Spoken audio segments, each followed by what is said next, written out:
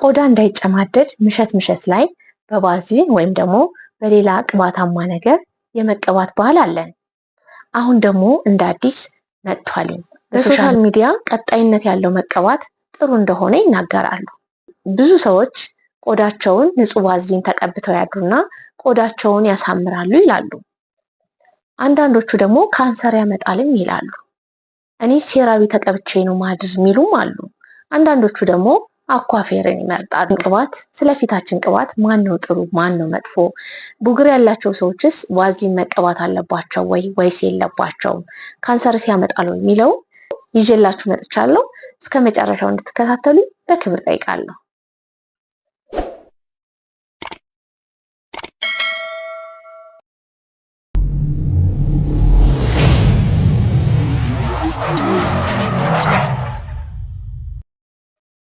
ሰላም ጤና ይስጥልን ውድ ተመልካቾቻችን እንደምን ሰነበታችሁ?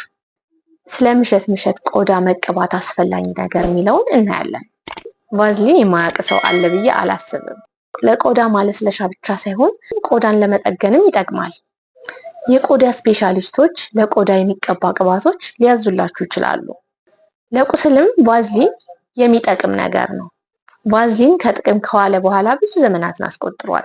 ብዙ ዘመን ከሆነ ደግሞ መጥፎ መሆኑን ጥሩ መሆኑን ማወቅ እንችላለን ማለት ነው። ባዝሊን ካንሰር ያመጣል ወይ የሚለውን እናያለን። ባዝሊን ከፔትሮሊየም ነው ወይ የሚሰራው? ባዝሊን ካንሰር ያመጣል ብለው የሚያስቡ አንዳንድ ሰዎች አይጠፉም። ባዝሊን ከፔትሮሊየም ነው የሚሰራው ወይ የሚለው ጥያቄ፣ አዎ ከፔትሮሊየም ነው የሚሰራው፣ ግን በብዙ ፕሮሰስ ባለፈ በተጣራ ፔትሮሊየም ነው የሚሰራው ማለት ነው። ስለዚህ ካንሰር ያመጣል የምትሉ ሰዎች ሳትሳቀቁ በነፃነት መቀባት ትችላላችሁ ማለት ነው። በብዙ ፕሮሰስ በተጣራ በብዙ ፕሮሰስ ስለሚያልፍ ምንም የሚያመጣው ጉዳት አይኖርም ማለት ነው። ባዝሊን ውሃ ስለሌለው ሊበላሽ አይችልም። ውሃ ያላቸው ነገሮች ግን እንዳይበላሹ ተብለው ተጨማሪ ፕሪዘርቫቲቭ የሚባል ቅመም ይጨመርባቸዋል፣ እንዳይበላሹ ማለት ነው። እነሱ ይጨመርባቸዋል። ባዝሊን ግን ምንም ነገር ውሃ ስለሌለው ምንም ይጨመርበት አይኖርም ማለት ነው። ውሃ ያላቸው ነገሮች ግን እንዳይበላሹ ተብሎ ፕሪዘርቫቲቭ የሚባል ቅመም ይጨመርበታል ማለት ነው። ባዝሊን ግን ምንም ውሃ ስለሌለው ምንም የሚጨመርበት ቅመም ተጨማሪ ቅመም የሚጨመርበት አይኖርም እንችላለን ማለት ነው። ስለዚህ ባዝሊን ሌላ ቅመም ከሌለው ሳንሳቀቅ መጠቀም እንችላለን ማለት ነው። የባዝሊን አላርጂክ የሚያደርግባቸው ሰውም አይኖርም። ብዙ የቆዳ ሐኪሞች ባዝሊን የሚያዙት ለዛ ነው። ምንም አላርጂክ የሚያደርግበት ሰው አይኖርም። አላርጂክ የለውም። ተጨማሪ ነገር ተጨማሪ ቅመም ስለማይጨመርበት ምንም አላርጂክ የሚያደርግበት ሰው ስለሌለ ሐኪሞች ተመራጭ አድርገው ባዝሊን ነው ብዙ ጊዜ የሚያዙት ማለት ነው።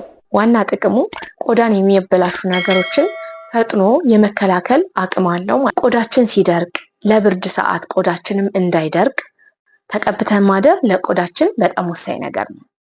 በዚህ አይነት ፊትን የሚያጠራ ከሆነ መሞከሩ ጥሩ ነው። ቆዳን መጠገኛ ነው። የሞቱ ቆዳዎችን የማንሳት ኃይል አለው። ሁልጊዜ ቆዳችን ምሽት ብርድም ቅዝቃዜ የሚኖር ምሽት ላይ ስለሆነ ሁሌ ተቀብቶ ማደር የተበላሹ ቆዳዎችን ያድስልናል። የቆዳችን ልስላሴና ውበትን ያመጣል ማለት ነው። ባዝሊን መቀባት የሌለባቸው ሰዎች እነማን ናቸው የሚለውንም እናያለን። ባዝሊን ለሁሉም የቆዳ አይነት ይሆናል። ግን ቡግር ያላቸው ሰዎች ባዝሊን ፈሳሽን እምቅ አድርጎ የመያዝ ነገር ስላለው፣ እንዲሁም ደግሞ ፕሮቲን የበዛባቸው ሰዎች ቆዳቸው ወዛማ የሆኑ ሰዎች ግን አያስፈልጋቸውም ማለት አያስችልም። ጉዳት ስለሌለው በመሞከር ማየት ይችላሉ ማለት ነው። ባዝሊን በብርድ ሰዓት በጣም አስፈላጊ። በሙቀት ሰዓት ባዝሊን መቀባት ተመልሶ ሙቀት ሊያደርግ ስለሚችል አንዳንድ ሰዎች ደግሞ ሙቀት ማይችሉ ሰዎች ሊኖሩ ይችላሉ።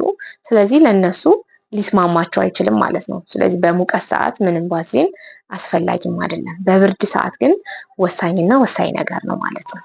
ሴራቪ ከባዝሊን በምን ይለያል የሚለውን እናያለን። ሴራቪ እንደ ባዝሊን ከፔትሮሊየም ነው የሚሰራው፣ ግን ተጨማሪ ቆዳን የሚያለሰልሱ ቅመሞች አሉት። ስለዚህ ለቆዳችን ከባዝሊን ልዩነት ሊኖረው ይችላል ማለት ነው። ሌላው ደግሞ አኳፌር ነው። አኳፌር ብዙ ተመሳሳይ እሱም ለረዥም ጊዜ ጥቅም ላይ የዋለ ነው። አኳፌር እንደ ሴራቪ ተመሳሳይ ነው። ከዛ ውጭ ተጨማሪ የቆዳ ማለስለሻ ቅመምም አለው። አኳፌር አንዳንድ ሰዎች ላይ አላርጂክ ሊያደርግባቸው ይችላል። ምክንያቱም ላኖሊን የሚባል ተጨማሪ ቅመም ስላለው ቆዳን አላርጂክ ሊያደርግ ይችላል። አንዳንድ ሰዎች ላይ የቆዳ አላርጂክ ሊያመጣባቸው ይችላል ማለት ነው። ስለዚህ ምንድነው ምንም ነገር አላርጂክ የሌለው ተመራጭ ቫዝሊን ነው ማለት ነው። ቫዝሊን በመቀባት ቆዳችን ማለስለስ እንችላለን። የሞቱ ቆዳዎችንም ማንሳት እንችላለን ማለት ነው። ተመራጩ ቫዝሊን ስለሆነ ቫዝሊን በመቀባት ቆዳችን ማለስለስ እንችላለን ማለት ነው። ውድ ተመልካቾቻችን ለዛሬ ያስኩላችሁ ቪዲዮ ይህን ይመስል ነበር። ቪዲዮውን ከወደዳችሁት ቪዲዮውን ላይክ፣ ሼር እንዲሁም ሰብስክራይብ እያደረጋችሁ ቤተሰብ ሁኑኝ። በቀጣይ በሌላ ቪዲዮ እስከምንገናኝ መልካም ሳምንት